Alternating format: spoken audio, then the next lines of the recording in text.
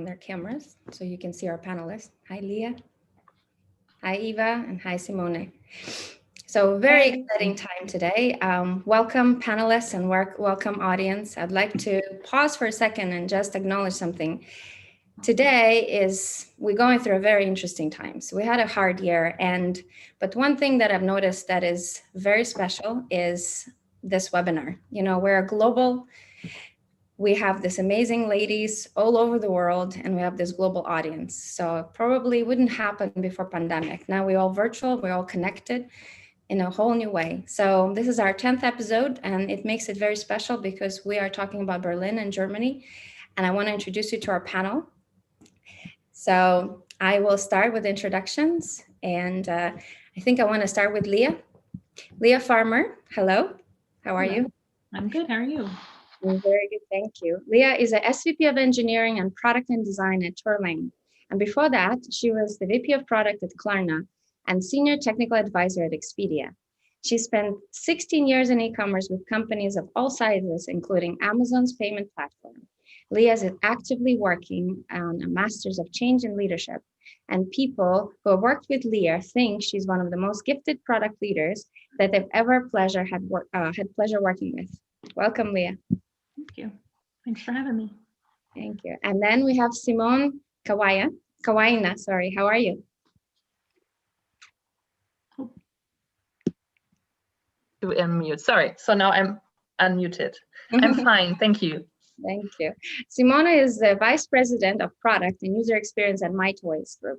She has about 14 years experience in e-commerce. Simone is passionate about customer-centric product development and fostering collaboration of cross-functional teams. She sees herself as a bridge builder between business and tech. At MyToys, Simone has early started a program to transform the company's becoming mobile first and implemented product management methods and processes to continuously create customer value. Welcome. And last but not least, Dr. Eva-Marie Muller-Stuler is the Chief Data Scientist and leader of the Center of Excellence for IBM MIA. She has led group groundbreaking data science teams and implementations of fully deployed large-scale AI projects globally for over 15 years. Eva is passionate about advising IBM's top-tier clients and governments in developing data strategies that show P&L value and transform them into data-driven organizations that lead the field. Welcome, Eva. Thank you for inviting me. Absolutely. And I want to start with a warm-up question just to get us going. And I want to go somewhere a little bit futuristic. So imagine you are invited to be a part of Futuristic Innovation Lab with unlimited budget, where you can pitch and develop your new tech idea. What would be the idea and why? And I want to start with Eva. So one thing I would really love to do is tackle our sustainable development goals.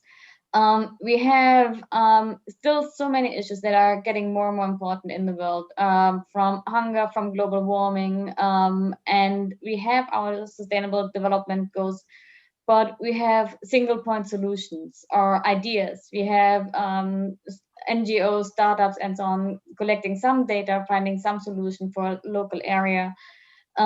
If I had unlimited budget and unlimited time, that would be a design thinking workshop, breaking them down in different streams and saying what are fully deployed solutions that actually have an impact.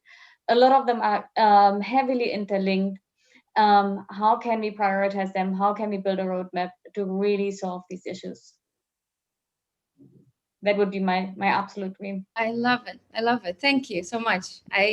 When you see actually a tangible idea, because everybody talks about, there is a lot of conversation about the idea, but this is the tangible one. Thank you. Love it. Starting with the impact and starting with like how can we generate impact? That is the reason why I do AI. Yeah, beautiful. Thank you. What about you, Leah?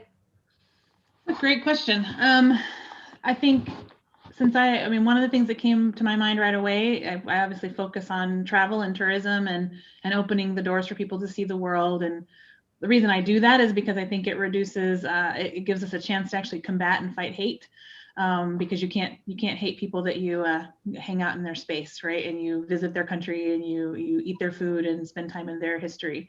So one of the things that I think would be, if the sky's the limit on budget, I would love to remove the language barrier that happens for us. And so there are some interesting ideas around, you know, Waverly Labs is doing something with that called ambassadors, where you can have automatic interpretation, right? But you have to pair those. Like I would have to wear them and Eva would have to wear them in order for us to do that.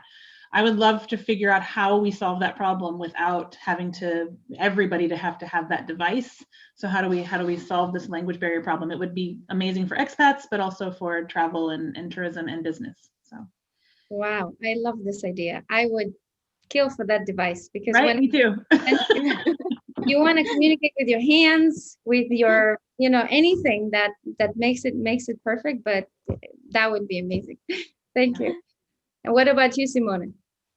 Actually, I also have been thinking while the others are talking of something that is really striking me now during the pandemic. I don't know, you probably all feel that you sit alone at home or just with the people you know for now a year and haven't really met anybody else. But it would be so great to have also at work having a coffee machine talk again. So really thinking ahead in the future and having unlimited budget, I really would love to go into the hologram of a human person. So meeting, although you are not there in real, but you would meet virtually without wearing any glasses or anything, which is already on the you know, it's there, but this would be really great. Or having a glass of wine with my friend I haven't visited now for 2 years, but she would be not there only in 2D, but in 3D in some way. And we could talk and I could see how she gestured, and that would be really great and wonderful, but it's like really futuristic. So. No, that sounds amazing. I've been thinking about, I have my sister living far away, and I only imagine her sitting on my couch and we're having a glass of wine and talking, right. Just a FaceTime, but actually a real person that you can see. Oh, this is amazing. Thank you. I think we should pitch the idea to, I don't know, Elon or somebody else. All right. Well, moving on, I would like to start with personal stories and learning about you, because I had a pleasure talking to all of you before. So Eva, you have a very unique story. Please tell us more about your journey in the data and AI and how you became chief data scientist at IBM. Yeah. So I studied mathematics and finance, and the reasons why I did that was purely because I love it. It's mathematics has been my passion, and when I studied math, everybody was like, "There's no job you can do with it. I mean, other than teacher. You can be a teacher or you can be an actuary. But honestly, why are you doing that?" Luckily, a lot of the mathematicians end up in consulting. I ended up in one of the big fours, and at my time at Ernst & Young, we were setting up what we called business modeling, financial modeling. And that really got into the idea of that every financial decision, every decision that is done in a business can be shown on impact, on data, can be forecasted and so on. You can see the streams, how the money runs through the business, and also the screws that you can turn to optimize your decisions. I then became, after my PhD, became restructuring director of an investment fund, and we were heavily invested in actuary tables. Actuary tables are wonderfully wrong and get adjusted all the time, and you basically have one probability of people dying in the US when they're female and 68, and when they're male and 71. But there is no adjustment on lifestyle, on any other things. Because we needed to go through restructuring, I said, you know what, let's find a way, can we actually improve the tables and see how we can get a better forecast, a better understanding. And that led to a complete reclassification of all of our assets and an improved performance by saying, you know, a really healthy, rich old lady in New York just has a different life experience expectancy than somebody else. After then, I joined KPMG, and this is really where it became a game changer. I worked with two of the most inspiring people I've ever worked with in my whole life. And we were building what we then called always on machines. We were based in management consulting. We were fighting all the time saying, no, data science and AI is not IT, it is management consulting, because the focus is better, smarter, cheaper decisions. And what we were doing was basically building the whole data universe. We scraped the internet, we scraped all the data we could find. We built a backbone with 10,000 different data signals. We knew exactly who in the UK was being where, doing what, and so on, for target marketing, sales forecasting, all the things that is not allowed anymore. And so yeah, and then 3 years ago, or 3.5 years ago, nearly 4 years ago, IBM called and said, we're looking for somebody who comes to the Middle East. They actually called their UK team, and the reaction of the UK team was, the only person we know who's crazy enough to move to the Middle East is Dr. Eva. So they ended up calling me, and I got to the point where I was like, yeah, that's definitely too much rain in the UK. So I moved to the Middle East, and I haven't regretted it ever since. I absolutely love it here. There's a lot of work to be done. There is a lot of so the mindset in IBM and Middle East was, when I joined here, was very much, I have a database, what do I do with it? And it is a wrong question to ask. The question is, I have a company, what is their purpose, what are they doing, and how can I use data to help them being better in what they're doing? And so yeah, I've been fighting that corner ever since. Thank you, Eva, for sharing. It sounds very inspiring when you think about you thinking about, like you actually had a flat world when you looked at the data, and then it doesn't matter where you are, but you see the problem, the issue. And it's funny that the weather moved you to Dubai, but it's amazing where you are today and what you can achieve with this global perspective. Thank you. Yeah, it is sometimes when I look back at it, it's funny because I remember once when I had, I think 6 years, 7 years of work experience. I had a job interview when I was it was kind of aggressive, and this guy said to me, I was like, you do all this like math and finance, and you do math and you do finance and so on. There is no clear line. What do you actually do? Do you do math or do you do business? And so I'm very happy that now looking back, it all makes sense, and there is actually a very logical combination of both. Absolutely. That's awesome. Thank you. Thank you for sharing. I want to move to Simone, and you have been at MyToys for over 7 years. Tell us more about your role and that shift to the product and user experience side of the organization. Sure. Maybe let me start first to think back, having a journey of 14 years of e-commerce. So I started, before I joined MyToys, I started in consultancy, but in an internal one, so in the corporate strategy department of the Otto Group. And there I really learned how to look at business and to figure out what are their key success factors.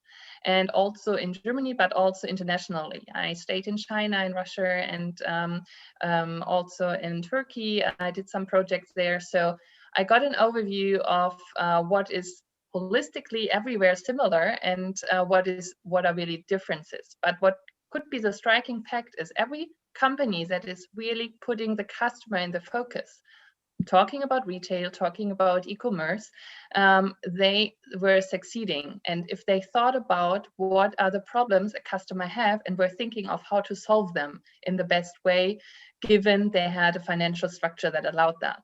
But this really gave me one of the first impulses to say I want to dig deeper into that topic of customer experience and how to make sure that customer needs are met.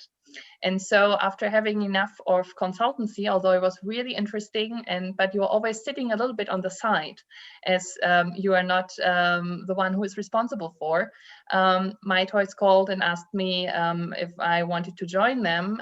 And so I jumped away and jumped to Berlin, moving from Hamburg to Berlin, not such a big move as moving to Saudi Arabia, but still, I felt quite happy in Hamburg. In Berlin is quite different compared to Hamburg. So, but as I have been living in other countries before, it was not a big move. So, starting off at MyToys, I was called or was asked to put and build up a new online shop from scratch.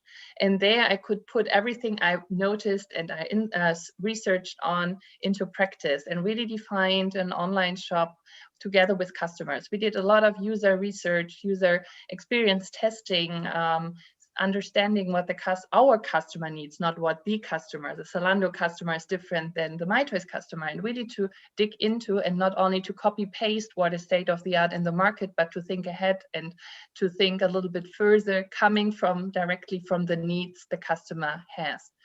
And so this brought me into this whole tech product-driven agile thinking, which was really appealing to me, as I'm a person who loves to combine different aspects. As I said, as you mentioned in my bio, I'm like a bridge builder or combiner. I love collaboration. I love people who think from different perspectives, bringing together BI, techies, marketing,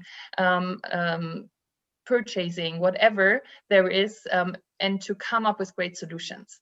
And so I was asked then to head the product and user experience department or division, also for our other brands, as next to MyToys, we have Mirapodo and Yomonda, two other small shops. And from there on, we really tried to establish a product thinking mindset in the company, as we are more 21 years old now, so it's not a startup anymore. And so agile thinking hasn't been that present. So I'm trying and putting this up together with our IT and spreading this also into the company, as I also did then a further development in organizational development, and to be bringing forward this change and learning how to do that. And so this has been another exciting aspect of my life, and I can totally relate to Leah, who said, well, she actually realized that there are so different aspects of her life, but how does it fit together? And so it's the same for me. On the one hand, being product driven, on the other hand, caring for people and seeing how can you make sure that change happens in the way you want it and in the way that it really brings a company forward. And so I have a great team, love to work with them, and we brought forward different aspects on bringing mobile thinking first into the company, bringing up a native app, and always having in mind what is a customer delight that we can bring forward. And so, it has been more than 7 years now. So there was your question, I think, how come? Well, I have an interesting job. It's not boring. I have wonderful people to work with great moral standards. And as you spend so much time, you need to have fun with the people you spend time with, even in home office. And on the other hand, we really work together as a team. And this is so much fun. And so, as also MyToys has a great mission, we want to make families happy. This is what kept me so long. That's amazing. Thank you for sharing, because it sounds like you are a master connector. You have this ability to connect everybody and take them to the same goal and get that executed in an agile style, fast, iterative, and that's amazing. Beautiful. Thank you. I know that I think you can definitely relate to Leah, because she's passionate about product. So Leah, a question for you. You have a great story that included a career change and a decision to move to another continent.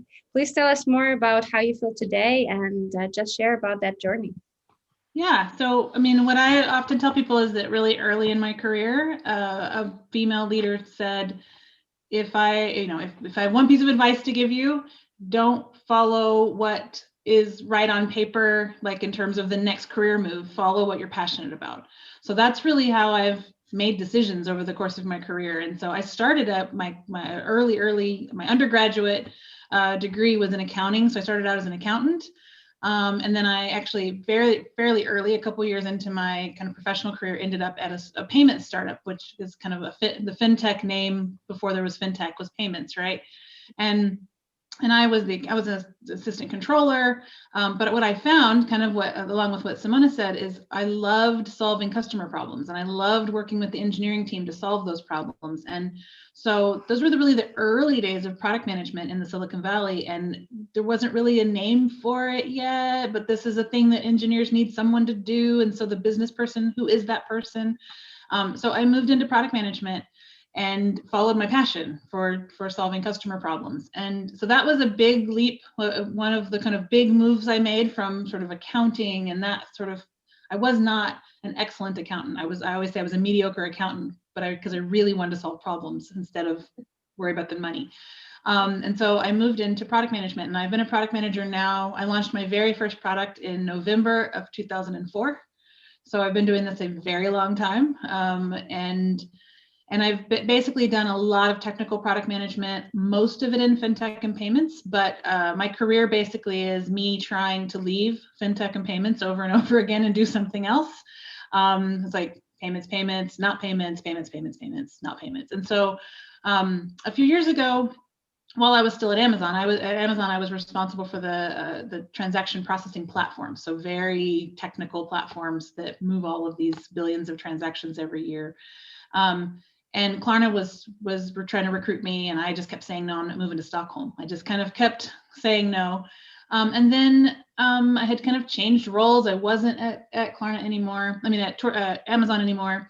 And I had a conversation with them about a role at Klarna and the move to Stockholm. And I thought, if I don't do this now, I'll never do it. And so if I want to move halfway around the world, 41 seems like a good age to do that, instead of waiting or not doing it at all. So I moved to Stockholm. I lived there for 9 months and ran the merchant business at Klarna, and then moved to Berlin. They wanted to open an office in Berlin and had relocated an engineering leader here. The CTO lives here. And so I moved to Berlin to help start this office and worked here. So I've been here almost 3 years in Berlin. And then last year, again, I was like, I want to move away from fintech. What do I want to do with my career? I was happy with my teams and what we were building, but I really wanted to do something different. And I met the founders at Tourlane. We're a travel and tourism startup. We focus on multi-day tours and really adventure trips and kind of building you the trip of a lifetime with you and the co-creation of that. And I met the founders, and I just liked them. I liked what they were trying to do. I liked their relationship. I liked the energy of the team. And so I joined to run product. And now I'm also responsible for engineering and design. We obviously, when I joined, we didn't plan for a pandemic and what it would do to the travel industry. But it's been an adventure. But it's been a really great adventure. And every day I wake up happy to come, like Simone said as well, come share a really values-based business and a journey with these teams and build out the tech and product and design area of our business.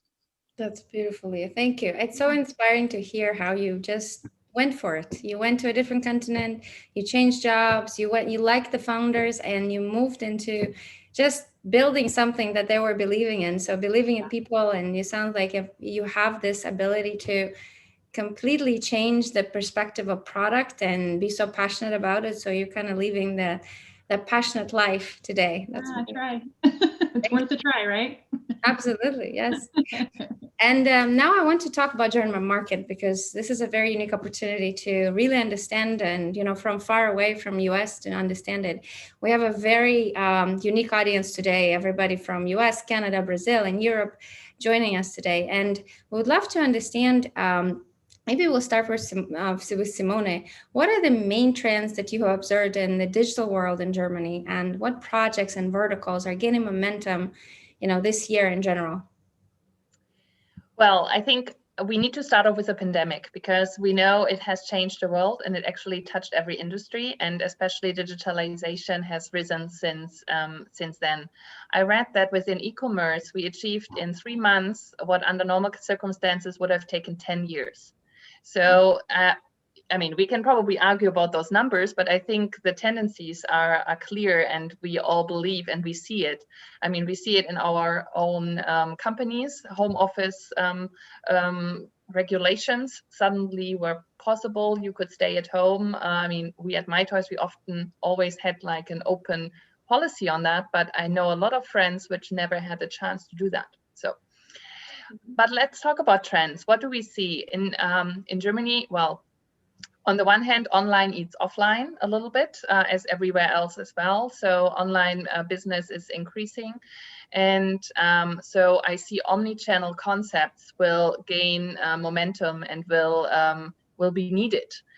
So because the inner cities as we have them in Germany, they will be different in the future, as people now after 1 year have been different shopping habits. So they know how to do online. I read like people over 60, they exploded on e-commerce. So this is something, we have a totally new target group now that it used to do online shopping. On the other hand, if we look at consumer trends, we see that convenience is one of the trends we see, and which leads to expectation of high service level and speed. And this then will flood the whole different industries, so on e-commerce, but also in other areas. I see that food concepts also, probably due to the pandemic, because in Germany we have so many supermarkets, and we always thought a supermarket delivery service never works, and now everything is jumping up. We have Picnic, we have Gorillas now in Berlin. I just tried them yesterday. They are doing advertisement to deliver within 10 minutes supermarket articles to supermarket prices to your house. So this is something, I mean, you have such concepts also in the US, so it's not totally new, but we see that in Germany, those things are coming up. And let's see how the financials are working. But I, as a person, was totally thrilled. Within 10 minutes, I had a whole bag delivered to my home. So on the other hand, I think another trend is probably within health. We see a lot of health startups coming up, and also people being open for that, because Germany is a market where data security is very high, a high value, but convenience on the other hand is kind of eating it. So as you do not want to bring all your paperwork with you, so you have it now stored also all in the cloud, which actually leads to the technology trends that we see, that all companies now move into the cloud, because it's a prerequisite to do any AI or personalization going on, as you otherwise wouldn't have the chance to do that. And so this is really a change that we see not only to this year, but in the last 2 years towards a more openness to new technology. And to make sure that you have everything built within APIs and microservices in order to connect different parts with each other and thereof create new stuff. So, and with 5G in Germany, I think it's coming also. So we will have a great opportunity to move forward also technology-wise. I love it. Thank you so much for sharing. I also hear that the positivity of these 3 verticals that needed the change, but it accelerated, you know, the food industry and the healthcare, and it's just benefiting the customer. So like I see happy Simone getting that 10-minute delivery, which is wonderful. Thank you for sharing. Now I want to move to Eva, and I know you've traveled the world. You have a lot of different perspectives, and after you've been in Germany a while back, I would love to hear your perspective. How has it changed, and what's your global perspective of what's picking up from the industry? And would love to hear your kind of a global perspective on this. Yeah. So first of all, I loved Simone's example, because last week was the first time in the last year that I actually went to a supermarket here in Dubai. And it's only now that I'm vaccinated, I was like, okay, let's have a look. It's like an interesting experience, and I wanted to check out certain products. So other than that, I think most people are not going to supermarkets here anymore. You do it while you're on a Zoom call, you quickly go through your app. And I think that also shows how Germany is changing, because over the last 10 years, Germany has become far more innovative, less risk averse than they used to be, and also a lot more diverse. I remember Germany was very male pale stale 10 years ago. It was very the idea of people in tech are boys, are men, and people in business. I remember my junior years in consulting, we were all wearing black suits and white shirts. I would have never gone to a client meeting in a red dress or looking female. We were all, this is what you should look like. And I think this opening, this being more creative, daring more, we combine with a good education in Germany and with reliability. And I think when we, unfortunately, often we don't, in the startup scene sometimes, so we have startups and we have startups. We have startups that are solid, that are focused on growth, on building something up, and we have startups that are focused on, I want my 10 million investment and I'm out. And I have a great idea and I expect lots and lots of money for that. The second category of startups, they normally fail. And it's often people without the experience and without the knowledge. An idea is worth nothing unless you have people who can implement it. And that is a learning curve. I think where Germany is still a little bit behind. We still love the idea a lot, but we're learning that. And the startups that get it right, they actually have a very good basis. They have a good atmosphere and good environment. They find good qualified people. So yeah, I think on that it's a really good ideal place to work, and it changed a lot. And I think it's also when we talk about the bridges is the idea of this is what people in tech look like. That it's a 20-year-old boy with a hoodie. It's not like that anymore. The 20-year-old boy with a hoodie doesn't understand often his customer, doesn't understand why he's coding something. And so in AI and other tech areas, you say we have to be customer focused. We have to start with design thinking. We have to have different roles. We have project manager. We have business people, and we have technical people, and only the combination is what makes us successful. And I think that is something where Germany has understood that, has learned its lessons, and is actually on a very good foundation now to build really successful startups. That's awesome.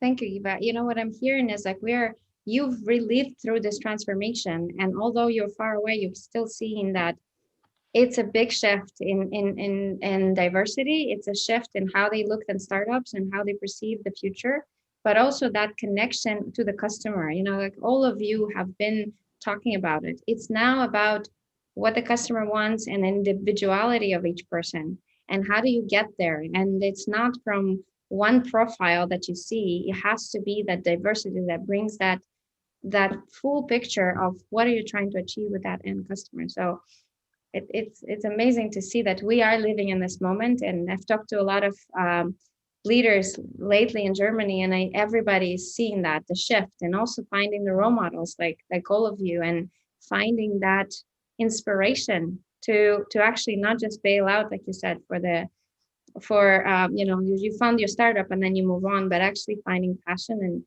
and a true purpose for the. And you see more and more women in the Berlin startup scene as well. So I'm still working as an investor and a consultant for many startups. When you look at here in the Middle East, we have so many female founders.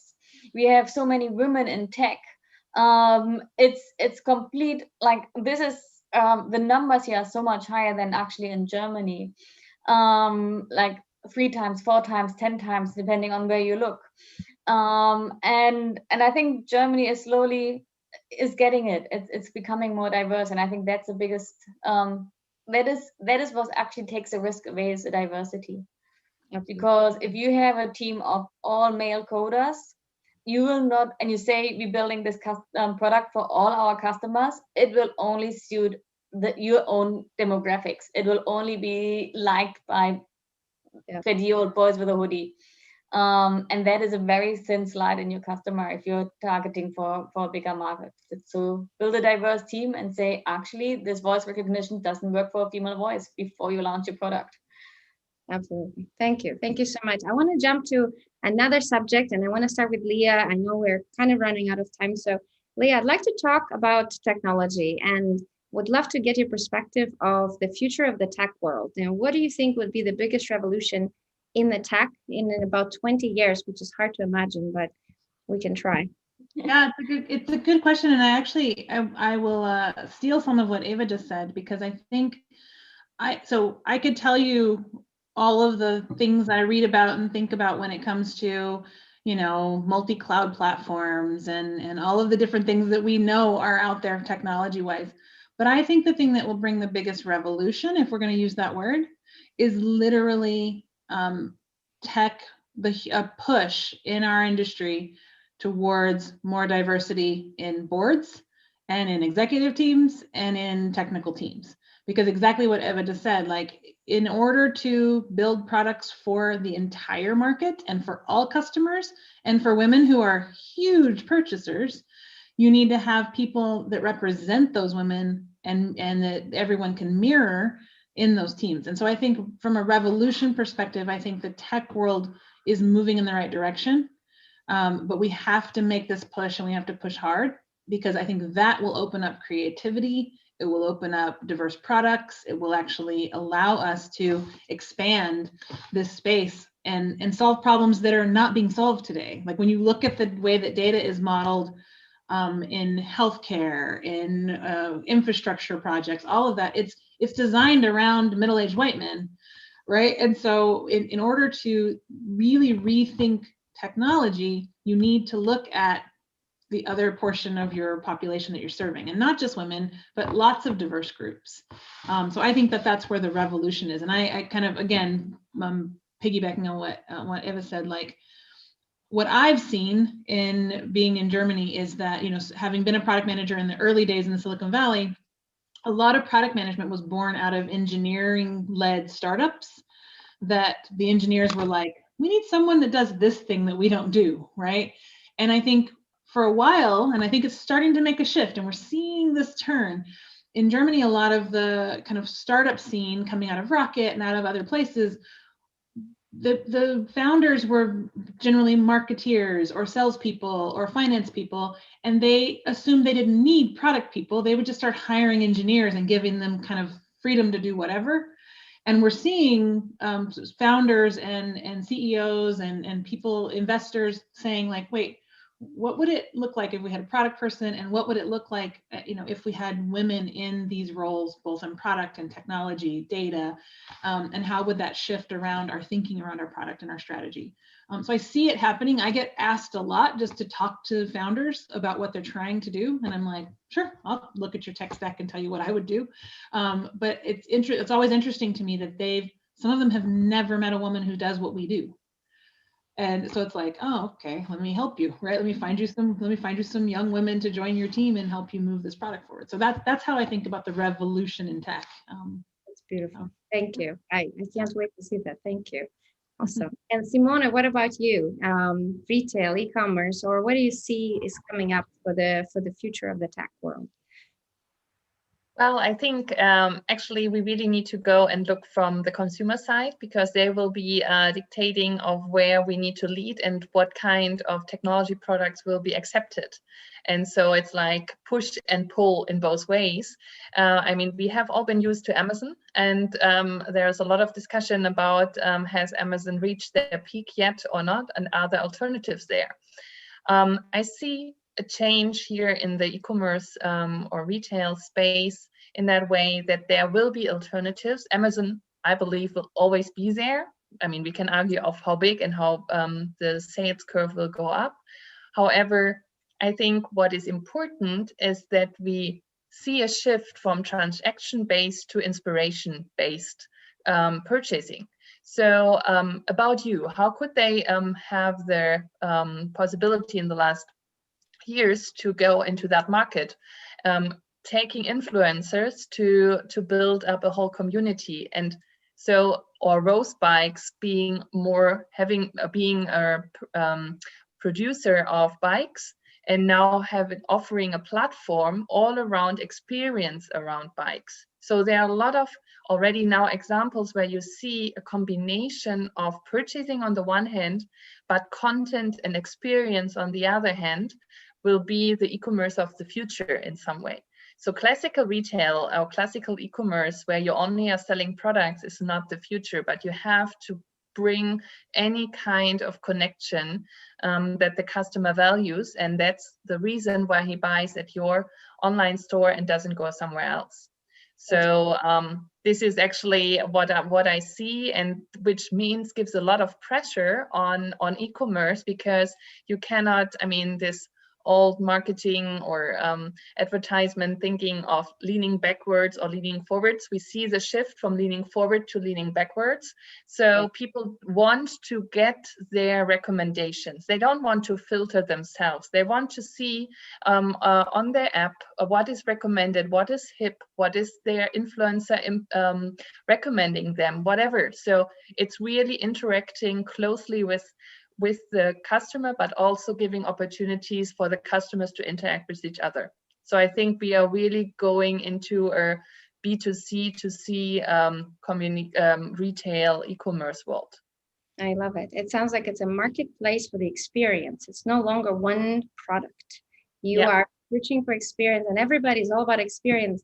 It's no longer one dimension. You have to be there to really live it. I love it. Thank you so maybe much. Just to end it on that one quickly, I think now, I mean, this has been probably been talking about a long time ago already, but now we have also the technology with AI and to do that, because before that it was really hard.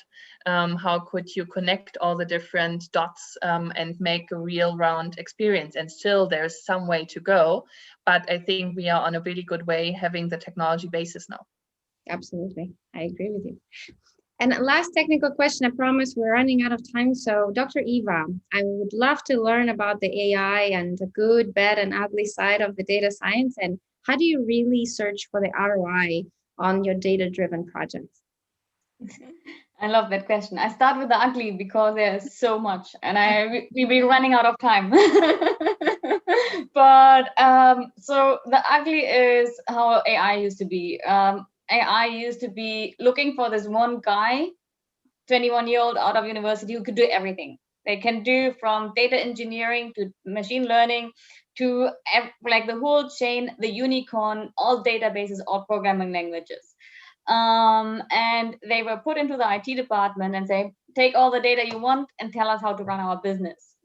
That is a recipe for failure, because I had meetings where they said, show us how we can go back to business and tell them how to do that business better, with that attitude. And you kind of be like, oh God, another unicorn. It doesn't, they have to work together with the business. Everyone has their reasons why they have that job, and everyone has their jobs because they have the skills and they are good and add value in what they do. So IT adds value in IT, data scientists add value in data science, and business are good in bringing in the business perspective. And it has to start from that side. Then it has to be built for the people who actually use it. The other thing that we have is that if the teams are not diverse, they build IT they build highly biased solutions. There is a joke that I like. A machine learning algorithm goes to a bar, and the bartender asks him, so what would you like to drink? And the machine learning algorithm looks around and goes like, same as everyone else. And if you have a bar where 90% of the people are men, there will never be a chance for women to come in, because it will just emphasize it. And that is a big problem, because machine learning algorithms are used more and more for high-stake decisions. So for example, who gets a scholarship for university? And we have people who don't understand the tech, that don't understand the risk, who are deciding AI is the new coolest thing. Let's build an AI solution to tell us who's going to which university, because we can't have exams like in the UK. I could have told them beforehand it's going to be a disaster, and it will make certain people who come from rich and successful backgrounds more successful, and the other ones less. That is how they are constructed. So this is really the ugly. I have been sexually harassed by robots. who were telling me funny jokes about sexual harassment at workplace and things like that, where you kind of like, if you had one single woman in that developing team, that robot would have not told these jokes. And you could tell that, yeah, from image recognition, all of these issues, there's an endless line of how data is collected and so on. So this is really the ugly side. The bad side is the proof of concept, the POC. I hate it. And it's a good step, but it's only 10% of the work. People always treat the POC like it's a holy grail. I like to compare it to saying the difference between a POC and a fully deployed model is a POC means I take a bucket full of water, I carried it upstairs into the 5th floor, and I show you here, see, if I rinse your coffee cup with it, it looks kind of cleaner afterwards. That is a POC, and you can say, oh, clear, we know water cleans the cup of coffee. A fully deployed AI solution is the plumbing that runs through the whole house, where your dishwasher is connected, your washing machine is connected.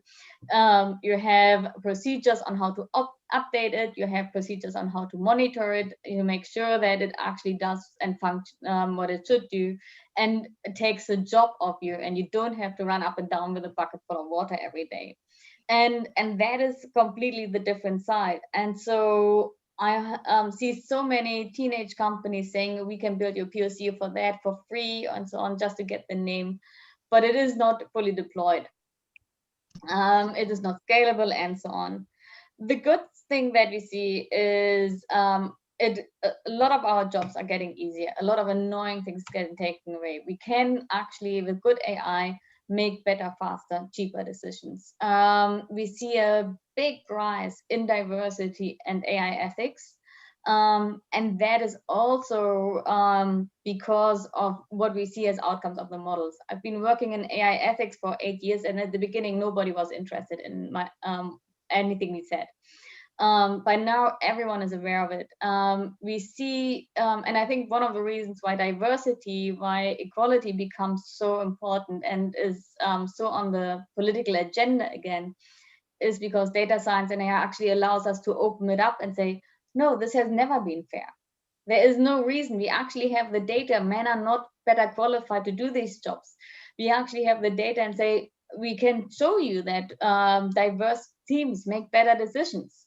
So why is it all male? And so actually the whole data science analytics side is actually an eye opener on saying this is not the best qualified person maybe for the job, or this is not fair.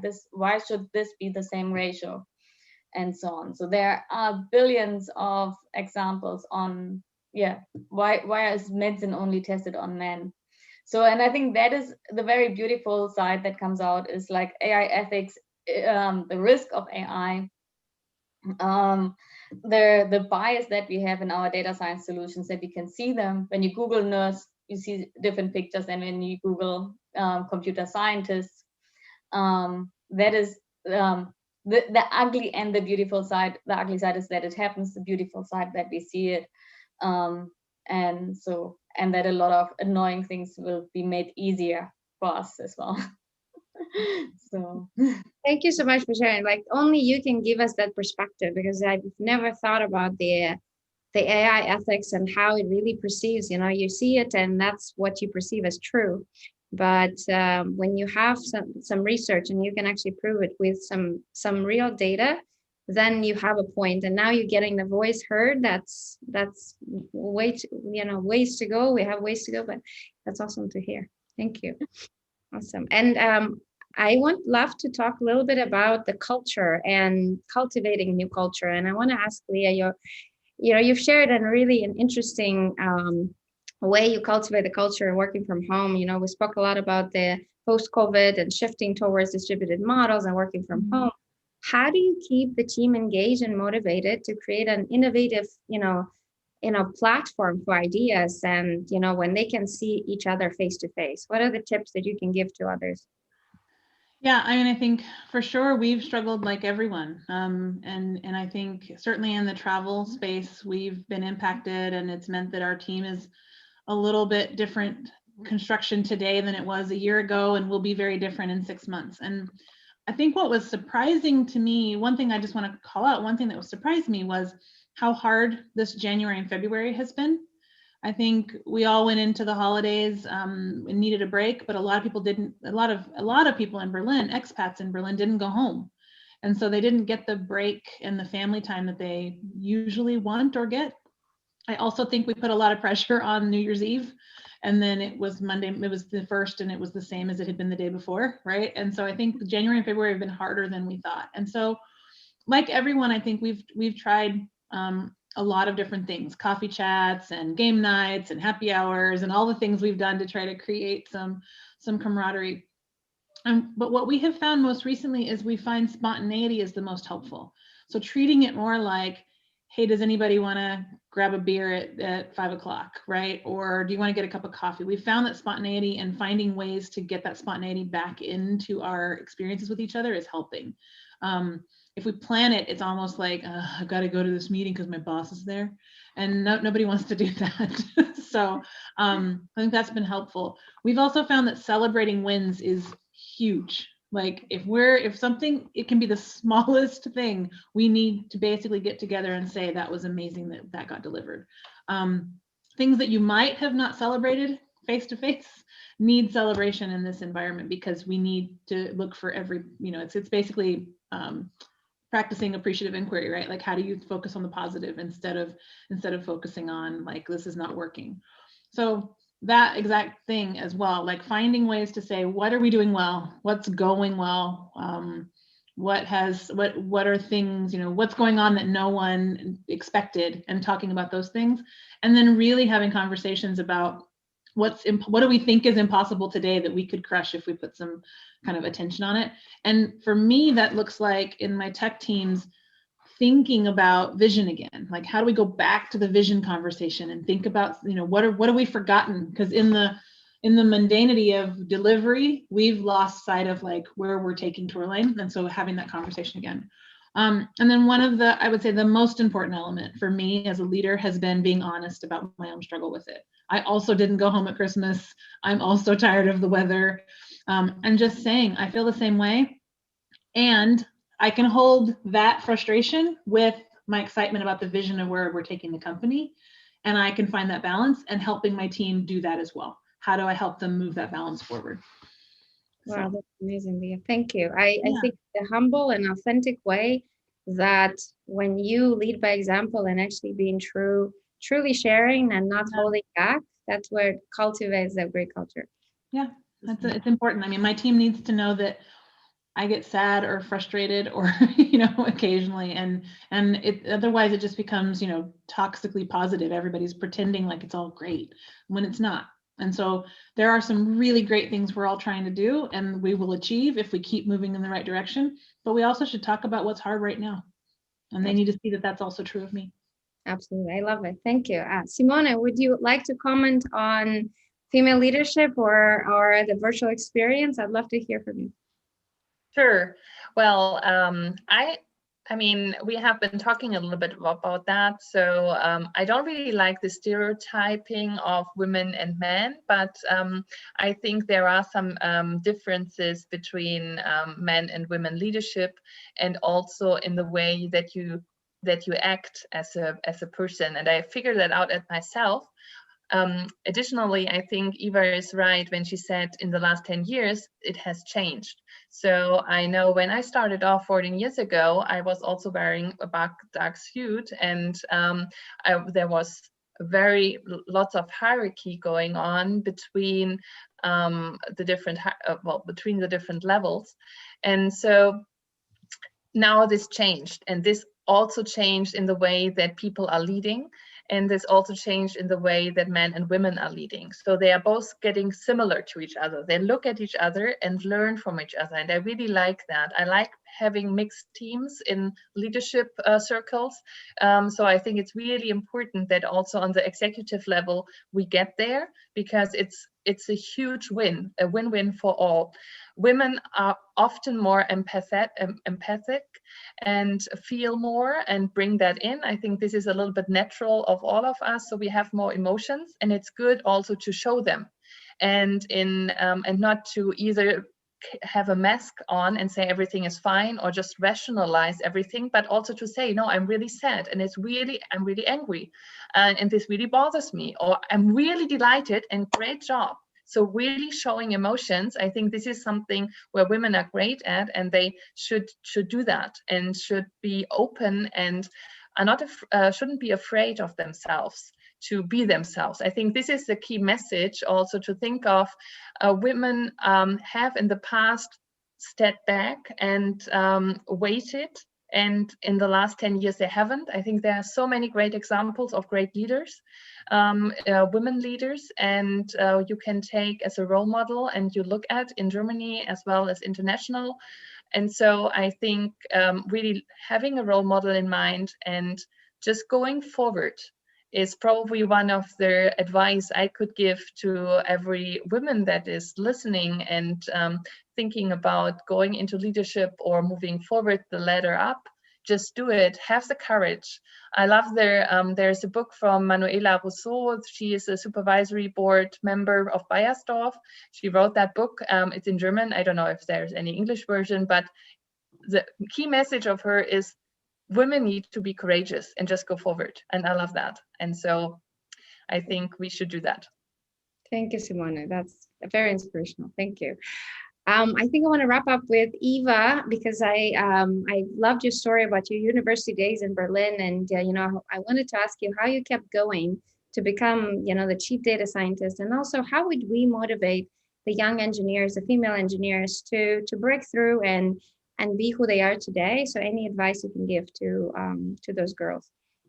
I think most of all is just keep going. I actually had a sign on my wall back in the days which says keep stoic.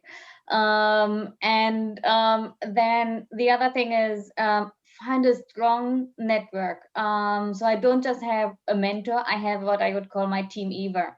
I have women networks like the International Women Forum and so on, where you can actually have mentors where you can say, God, this happened to me at work and I think it's completely unfair. And they'll be like, oh yeah, you know what? And this is how you mitigate it. Or, this is where you draw the line, push back. So you need a team that actually tells you when something is not acceptable, for example, and when it's absolutely right to be upset about it. And so, yeah, the network, mentors, support each other, focus on basically always be prepared in meetings. I think when you're prepared, you're already done more than most other people. You'll be surprised how many men just say things with the biggest confidence. This is so wrong. Call it out and say, I'm sorry, no. Be confident about it and say, nice try, but no.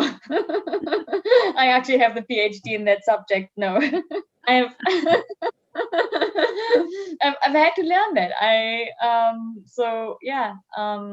And you learn that by having mentors who say, no, I've actually had the same situation or similar, or you have a coach where you can place things through again. I like this thing about being vulnerable, being open about who you are as a person. I see men often more emotional at work, if I'm really honest. So aggression, being upset, all of that. I'm not promoting him because I don't like him. I promote him because we go drinking together. For me, that is all not based on facts. It's based on emotion. And I see that a lot more actually with my male colleagues and with my female colleagues who say, I might not like him or I might not like her, but she's doing a good job. And so actually taking the emotion back and saying, I value quality. I think, yeah, but most of all for the career, it's be good in what you do. There's no way around without being technical or knowing your domain, and then building a strong network. That's beautiful. There's nothing else I can add, and I know we're out of time, but this is such a beautiful summary to wrap up. Eva, thank you so much. Thank you so much, ladies, for joining. Such an inspiration, and we've learned a lot, and I hope we can stay connected. because that's what this platform is for, just to keep getting our voice and be inspired. So thank you again, and enjoy your evenings everywhere. I know in Berlin it's very late, so have a wonderful night, and thank you everybody for joining. Thank you. Thanks for having us. Thank you. Thank you. Bye. Bye.